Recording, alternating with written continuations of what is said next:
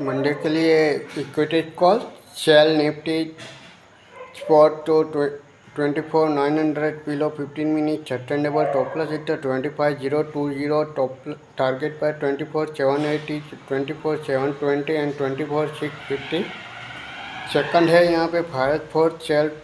1269 का नीचे 15 minute sustainable करे तो शॉर्ट करे 1284 का एक टॉप लॉस 1250 पहला टारगेट रहेगा 1237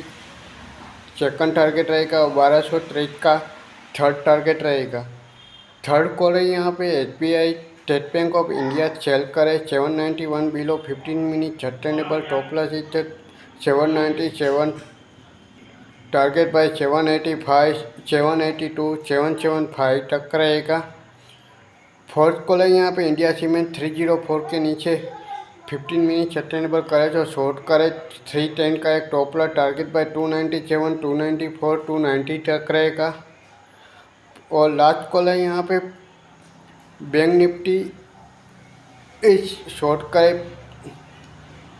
55,917 के नीचे 15 मिनट सस्टेनेबल करे तो शॉर्ट करे 56,120 का एक टॉप लॉस टारगेट रखें यहाँ पे 55,800 55,650 और 55,500 तक के टारगेट हमें देखने को मिल सकते हैं।